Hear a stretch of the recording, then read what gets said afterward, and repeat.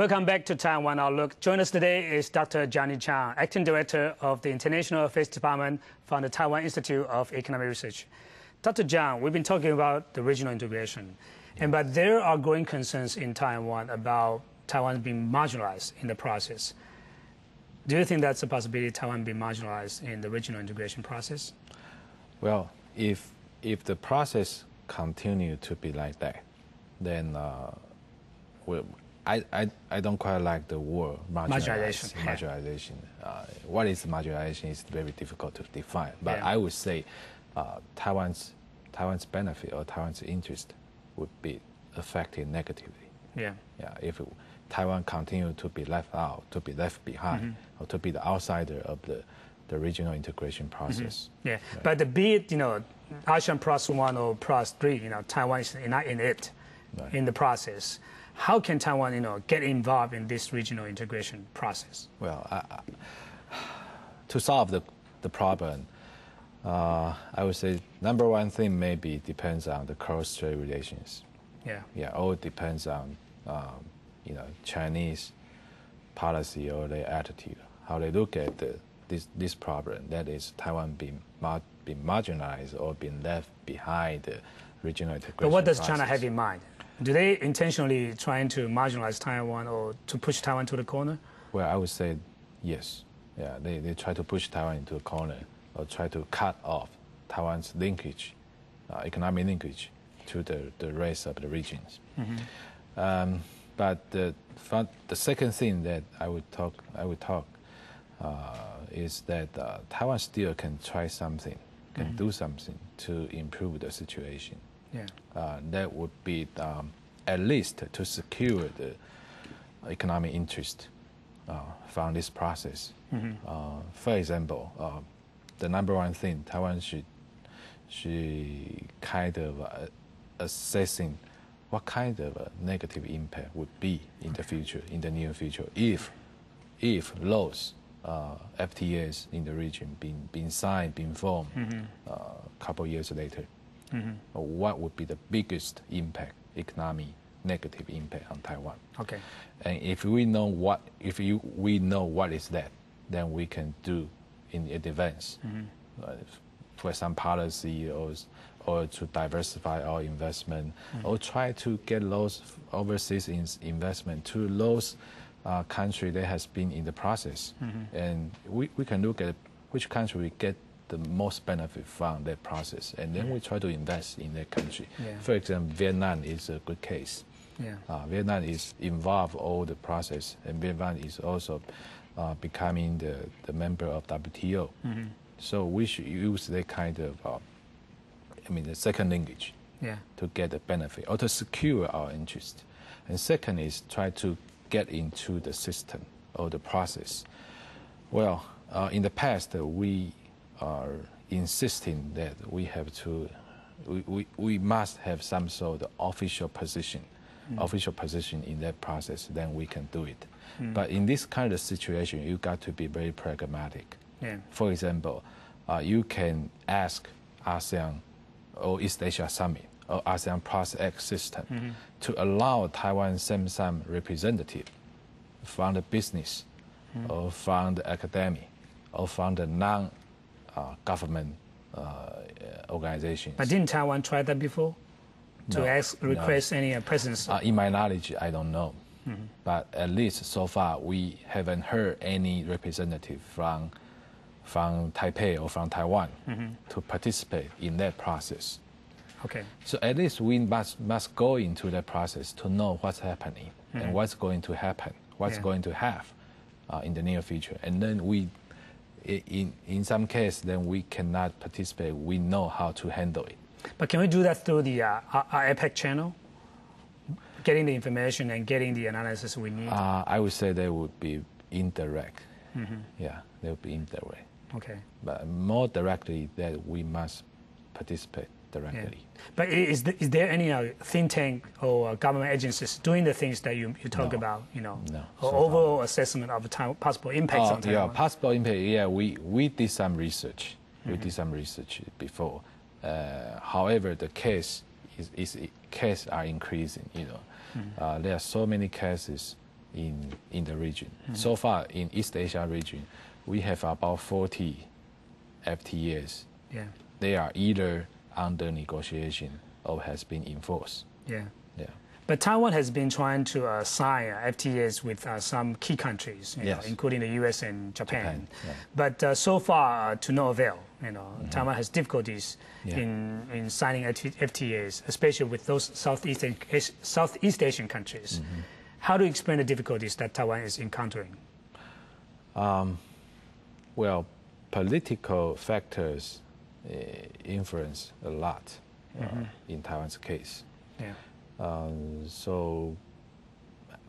But from my information, or when I talk to those friends in Southeast Asian countries, they know they have some benefit from Taiwan.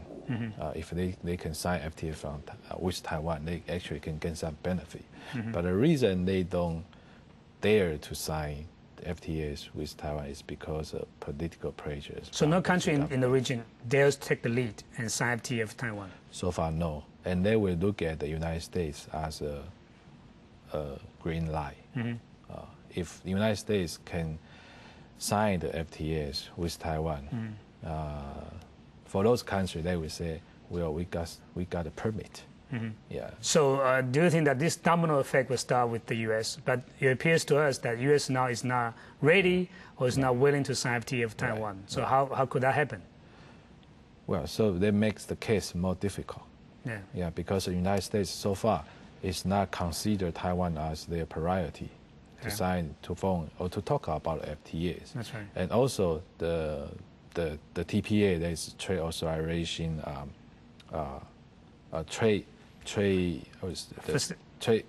facilitation. Yeah, trade facilitation authorization is going to expire this years. Yeah. So after that, they the administration doesn't have the fast track right to talk about the free trade agreement with other countries. How about Japan? Taiwan also looks to Japan as a possible partner for FTAs. Right. How's the progress of it? So far, not much progress, very little. And Japan is also look at the United States. In the very beginning, actually, Taiwan has a very big beginning in 2002, before Beijing government issued a very strong statement against Taiwan's FTA with other countries. Yeah. We had a very good beginning. Yeah. In that time, we have been discuss or talk about FTA with Japan, United States, even New Zealand. Yeah. But after Chinese government issued a very strong statement against Taiwan's approach to FTAs, those countries all back off. That's right. Yeah. You mentioned earlier that South Korea and Taiwan are quite similar in terms of economic structures and so on. And South Korea has been very active in trying to sign FTA with the U.S. And President No even said that he's hoping that to complete the FTA during his term expire this year. You know, how do you see the prospect of FTA between South Korea and the U.S.? And how will that, if that happens, how will that affect Taiwan's economic competitiveness? Right. The Korea-United States FTAs, in the very beginning, was a very, very good one. That's most people in both countries, they expect to see the result very fast. But when I talked to one Korea officials a couple months ago, he said now the process face a lot of problems, a lot of difficulties, because of the Korean farmers, and there are also some liberalization sectors. Korea is not willing to open it, so now the negotiation is kind of in trouble. So it's difficult for us to see the result very quick. But is South Korea a top priority case for the U.S. government in terms of FTA? Yes. So they put it on the agenda? Yes. Okay. But ours is not in the agenda. No, South Korea, Malaysia, Thailand are all in the top priority for United States in Asia. But now Korea case is in difficulties. Okay. So I don't see we will see a Korea-United States FTA in the near future. Okay. But if the Korea-United States FTA really, really occur, then they would create tremendous pressures on Taiwan. Yeah, you point out that the whole issue about Taiwan's being marginalized in the region has to do with China's policy towards Taiwan and Taiwan's policy towards China. And in the past, in the 1990s, you have this debate about go west or go south policy. Yes. How do you see the balance between the two policies, going west and going south? Going west, the government did not promote anything going west. But people just went there. People just go west, or businessmen just go west. But for the go south policy, I would say back to 1993, 1994, during the Lee Teng-hui administration, I mean, he did promote and he did try to sell the policy to businessmen and the South Asia government. And the South Asia government in that time were very welcome. Taiwanese investment to their countries. There are some cases are quite successful, but most of them are not very successful because most of Taiwanese businessmen still think about Chinese market is better than the Southeast Asia, or it's easier for them to invest in Chinese market. But recently, the government initiate another new go south policy. But this time, the South not only including Southeast Asia, but also include India. India, that's right. Or the South Asia areas. And I think that's quite correct in terms of the trend in the world economy. India is a booming economy, and it's also rising. So we have to look at this country carefully. And in some ways, I think we can think strategically how to invest in this country. So you think that it's a correct policy for Taiwan to diversify our investment and trading relationship? Right. But as we can see that in recent years, there are business people from Taiwan now moving their capitals and moving their factories to Vietnam and other countries as well. How do you explain that kind of reshifting of their investments? Well, I mean, business is business, or businessman is always businessman. They're looking for profit. If the areas is not, or the prices are not good for them to make money, they just leave. China is the same. Chinese market is changing.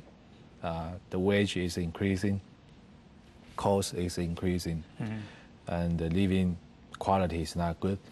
The labor quality is not as cheap as before.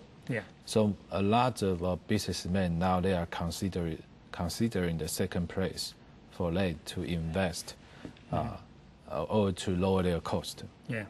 And this is the one conditions for Taiwanese businessmen to move away from Chinese market. The other thing is this is a globalizing world. We also have to look at those big MNC, multinational companies. Taiwan's during the past decade, the Taiwanese businessmen has done a lot for those MNC. So when those MNC go to other place to invest, Taiwan's businessmen must go with them. So that's why we can see like Honghai, they make something for Motorola. Now they're going to India. They are going to have big plan in India. And for Vietnam, Honghai recently is going to invest a big case in Vietnam as well. So this kind of situation, they change all the time. So that's a possibility. Right. But in conclusion, look to the future. What do you see Taiwan's role in the regional economic integration? Well, in terms of trade, in terms of investment, Taiwan's economy is still very critical to the East Asia region, even the Asia Pacific. But for political reasons, we have to face more difficulties or more challenges compared to other countries. Yeah. But I still believe we have that kind of wisdom. We have that kind of, I would say, efforts we can make to cope with those challenges. Thank you, Dr. Chiang. Thank you for your insightful comments. Thank you. Thank you. And thank you for watching Taiwan Outlook, and see you next week.